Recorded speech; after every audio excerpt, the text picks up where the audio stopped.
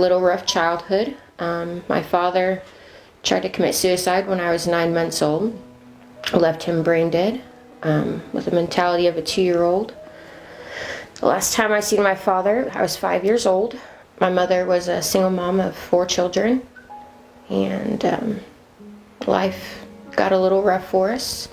My mother struggled with addiction during my younger years.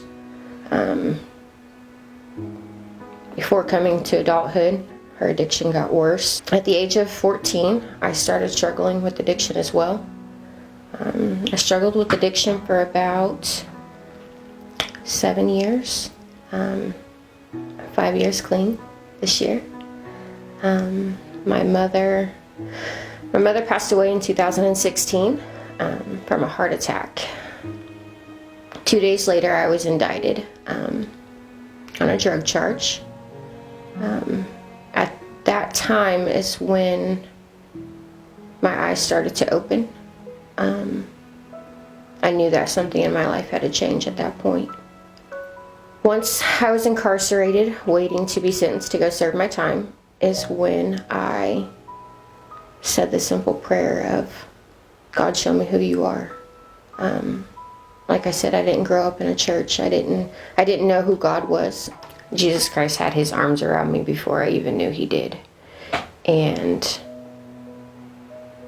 with losing my parents and losing my son's father, my grandfather, who was like my father figure, I was buried deep in that grief. I needed something to hold on to, and this was my start. This was my beginning. Throughout my prison time, I would study the Bible. I would attend the services there, and slowly but surely, I was strengthening my faith. Still really not fully believing that God loved me and that my life could be repaired. I made a lot of bad choices in my life, and choices that still haunt me to this day. Coming home from prison, I started working for a family who was so loving and showed me so much kindness and saw me for me. I started reading the Book of Mormon before I was introduced to the missionaries. I was just doing studies on my own, and I remember reading the scriptures and thinking back to when I would read the scriptures in the Bible. I believe at that time is when my testimony started to be strengthened. I felt something. I wasn't just reading the scriptures and trying to make myself believe in it. I felt it, right?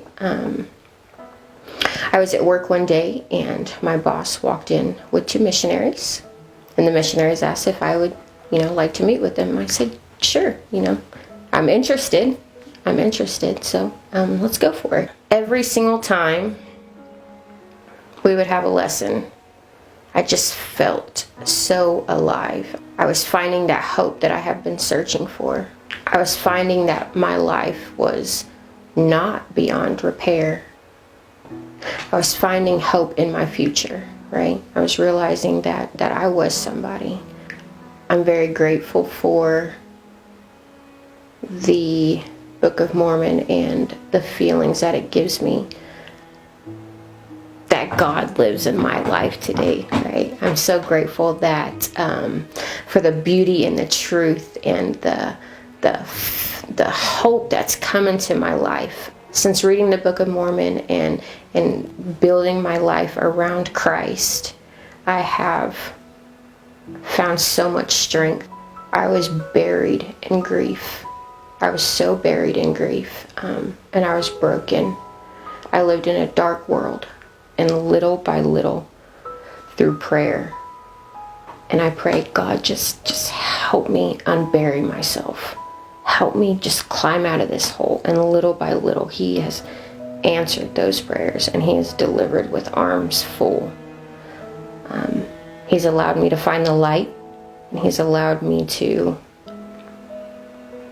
see that there's so much beauty still left in my life, and that I don't have to be buried with grief, that I don't have to live in that sorrow. I work towards being the best me every single day, and to coming closer to Christ every single day. God has restored so much in my life and given my life so much beauty and so much hope. And he continues to do that in every area of my life. Even if you don't know who God is, and even if you have no hope, all you have to do is believe, and all you have to do is ask. Seek and you shall find. I believe that God is so real in each and every single one of our lives, even if we don't know it. And he is so powerful, and he can move the mountains in all of our lives as long as we come to him and just ask. He'll be there. He's there waiting.